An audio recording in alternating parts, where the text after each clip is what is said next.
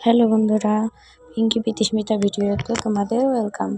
তো আজকে আমি নিয়ে এসেছি চিকেন কষার রেসিপি। তো আমি মাংসটাকে ভালো করে ধুয়ে লবণ হলুদ দিয়ে ম্যারিনেট করে রেখে দিয়েছি। এখন আমি পেঁয়াজ রসুন সব কেটে রেখেছি, তোমরা দেখতেই পাচ্ছ। মশলা পেস্ট করার জন্য নিয়ে নিয়েছি মিক্সিতে আদা পেঁয়াজ রসুন লঙ্কা। তো আমি সোমবার এখানে পেঁয়াজ দিয়ে দিয়েছি, পেঁয়াজটাকে ভালো করে ভেজে নেব লাল লাল করে। তো একটু রসুন কাঁচা লঙ্কা তেজপাতা গোটা গরম মশলা সব কিছু দিয়ে ভালো করে ভেজে নেব লাল লাল করে ভেজে। তারপরে পেস্ট করে রাখা মশলাটাকে এদিকে আমি মশলাটাকে পেস্ট করে নিয়েছি, তো আমি তোমাদের দেখাচ্ছি না। এখন এই মশলাটাকে দেব ভালো করে, মশলাটা ভালো করে কষাতে হবে। যতক্ষণ না মশলা থেকে তেল ছেড়ে দেয় ততক্ষণ মশলাটাকে খুব ভালো করে কষাতে হবে, যাতে পেঁয়াজ আর রসুনের কাঁচা গন্ধটা না থাকে। তো আমি এখানে মশলাতে লবণ হলুদ একটু লঙ্কার গুঁড়ো দিয়ে দিব। লঙ্কার গুঁড়োটা আমি একটু পরে দেবো, কারণ হচ্ছে আমার মেয়ে তো ঝাল খেতে পারে না, ও তো খুব ছোটো, তার জন্য একটু পরে দেবো। তোমরা দেখো আমার মশলাটা অনেকটা কষা হয়ে গেছে, দেখো মশলা থেকে অনেকটা তেলও ছেড়ে দিয়েছে। তো আমি আর কিছুক্ষণ মশলাটা কষিয়ে নেব। গোটা রসুনটাও দিয়ে দিয়েছি দেখছো মশলা থেকে পুরো তেল ছেড়ে দিয়েছে, কি সুন্দর লাগছে না দেখতে। এখন আমি ম্যারিনেট করা মাংসটাকে এখানে দিয়ে দেবো অল্প অল্প করে আস্তে আস্তে।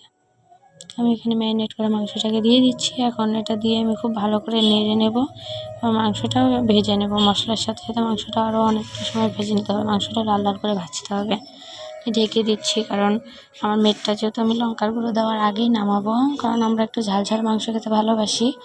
আমার মেয়ে তো খুবই ছোটো, তাই ও ঝাল খেতে পারে না, তার জন্য ওর জন্য আমি আগে নামিয়ে তারপরে আমাদেরটার মধ্যে লঙ্কার গুঁড়ো দেবো।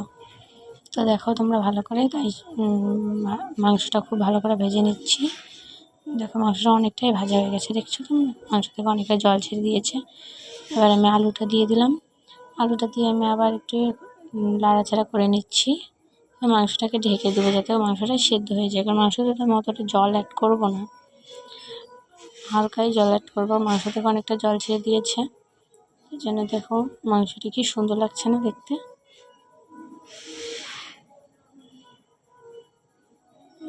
মাংস তৈরি হয়েছে, মেয়ের জন্য নামিয়ে রেখে এখন লঙ্কার গুঁড়োটা দিয়ে দিচ্ছি। তো লঙ্কার গুঁড়োটা দিয়ে ভালো করে ভেজে নেবো, আবার একটা ভালো করে ভেজে নেবো। দেখো অনেকটা তেল ছেড়ে দিয়েছে চারদিকে, কিন্তু তেল দেখছো। দেখো মাংসটা ভালো করে ভাজাও হয়ে গেছে, তোমরা দেখো অনেকটা ভাজা হয়ে গেছে। আমি একটু হালকা একটু জল অ্যাড করবো, জলটা হালকা অল্প জল অ্যাড করবো। তো তোমরা ইচ্ছা করলে করলে, না করলে না দিলে জলটা। তুমি এটা দিয়ে ভালো করে ফুটিয়ে মশলাটাকে ভালো করে ফোটাবো, মাংসটাকে ফুটিয়ে নামিয়ে নেব।